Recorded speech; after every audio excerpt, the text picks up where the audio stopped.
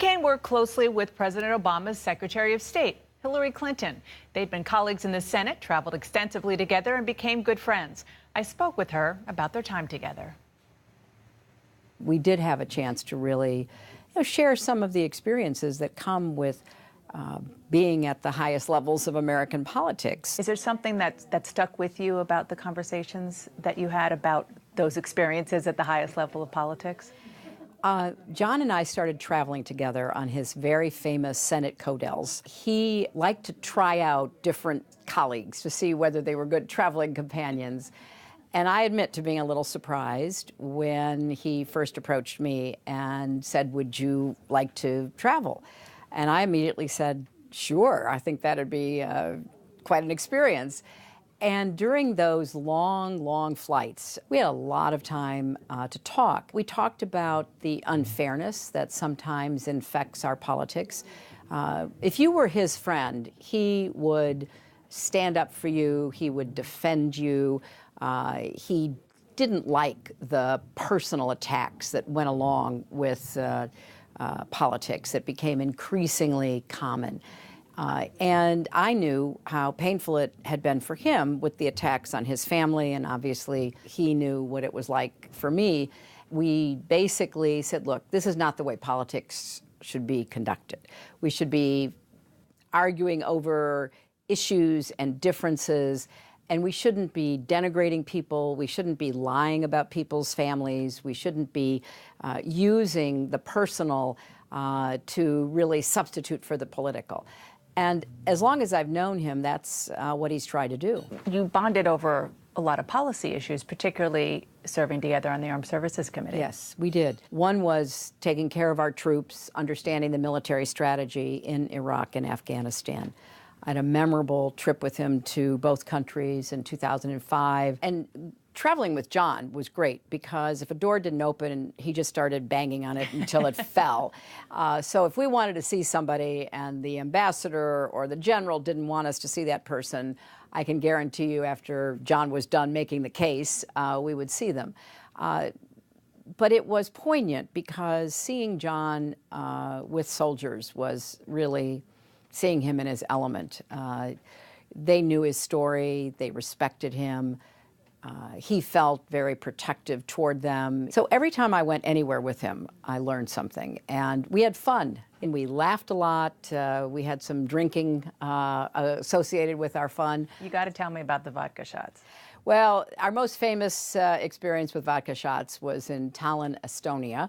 And of course, we were there because John understood that Estonia was right on the front lines with Russia. And although we all hoped that Russia would be a good partner, we had reason to be concerned. So we spent a memorable night in a hotel right on the old square in Tallinn doing vodka shots. So, and I've heard or I've seen reported that it was your idea.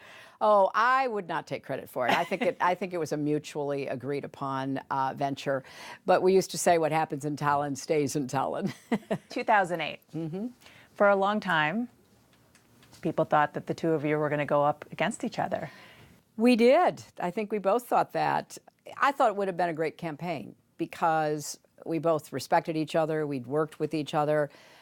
And in that campaign that eventually did happen with Senator McCain running against then Senator Obama, I so respected John because, you know, when his supporters got carried away and started making racial or religious comments about then Senator Obama or Mrs. Obama, he would just shut them down. He's an Arab. He is not. No? No, ma'am. No, ma'am. No, ma'am. He's a decent family man, citizen that I just happen to have disagreements with. You know, he would not go along with that kind of talk. What did that tell you about John McCain? Well, it was so in keeping with who John McCain is. You know, John believes so deeply in fundamental fairness. He can get really wrought up and be upset with people, and he can sometimes say things he later regrets. Did that ever happen with you? Well, occasionally, but overall, he's a very honorable person, and he has deep integrity that really does lead him to defend those he thinks are wrongly accused. I saw that with respect to my own staff. You know, because of our traveling together, he got to know Huma Abedin, who has worked with me. And then when some on the far right began to attack her and make all these accusations against her, which were, you know, totally fraudulent, John McCain went to the floor of the Senate and defended her. And I will never forget that, because that's who he is. The concession speech that John McCain gave in 2008. I urge all Americans who supported me to join me in not just congratulating him, but offering our next president our goodwill and earnest effort to find ways to come together. People close to McCain have told me that when he travels, people he meets quote that speech back to him, particularly in places where they're striving to be like America. What did that speech mean to you, particularly about him?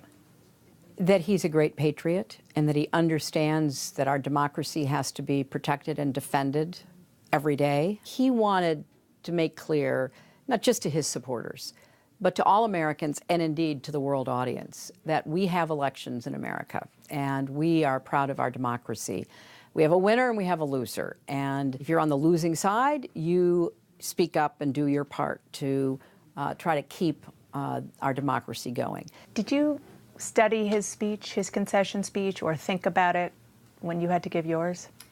I did think about it. I thought that it was such a tribute to who he is as a man, as a political leader. And as you know, in my concession speech, I tried to reach out to my supporters, including particularly little girls and young women, that they not get discouraged, that their voices mattered.